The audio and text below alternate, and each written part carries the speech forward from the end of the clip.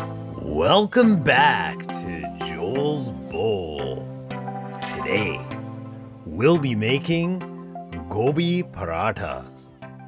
As always, this recipe is posted down in the description as well as being pinned in the comments. So to start off, we're gonna get one cauliflower. We're just gonna grate those florets and set that aside. So then we're gonna take a skillet and heat that over a medium heat, and we're gonna add a tablespoon of oil to that and a tablespoon of coriander seeds. And we're gonna toss that in the oil for about a minute before we add in half a teaspoon of cumin and 1 tablespoon of grated ginger.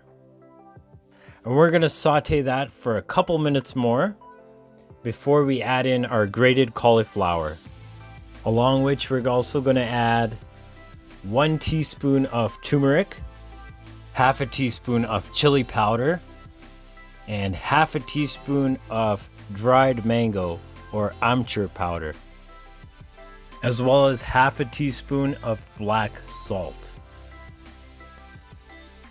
And we're just gonna toss that, sauteing for about 5 to 10 minutes. And then once the cauliflower achieves a flaky consistency, you can remove it from the heat and set that aside. And then we're going to prep our dough.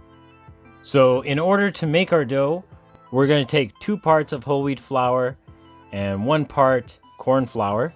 You can also use durum flour, but we are using corn flour in this recipe. And throw in half a teaspoon of salt.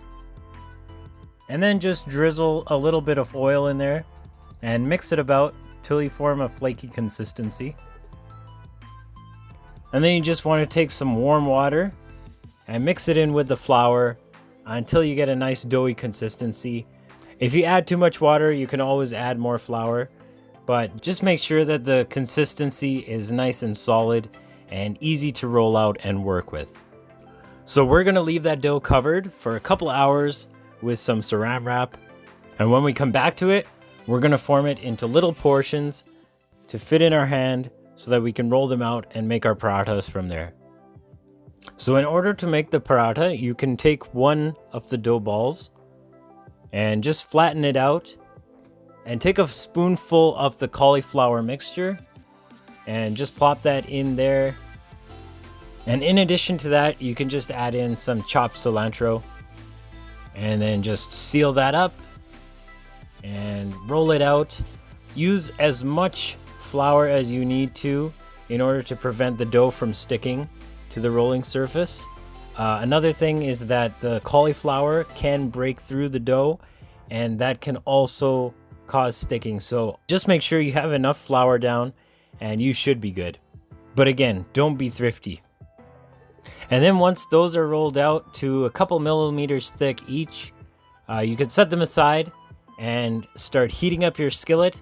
We're using a cast iron skillet here. We're setting it to medium heat. So once that's hot enough, you can just throw the first of the set onto the skillet and allow that to cook. It will start to form little bubbles, and once that happens, you can spray some oil or just spread some oil on there and then flip it over. And again, you'll get these little burn marks on there. That's exactly what you want to look for. That means it's cooking just perfectly. And then after flipping it a couple times, making sure that it cooks nice and evenly, you can remove it from the heat and just keep it covered with a nice clean cloth just to keep them from drying out. And there you have it. Gobi paratha. You can enjoy these just with some dal, or even some of my aloo gajar matar sabji, or even just eating them plain. It's all good when it comes to paratha. So if you like this video, give it a thumbs up, and be sure to check out some of my other videos for more amazing plant-based vegan goodness. Subscribe to this channel as well, and share this video around if you know anyone that might also appreciate this sort of content. Check me out on Instagram at Joel's Bowl. And remember, in 2020, it's not difficult to make any dish vegan. Go vegan today. For yourself, for the animals, and for the entire earth. I hope you enjoyed this video, and I will see you next time. Ciao.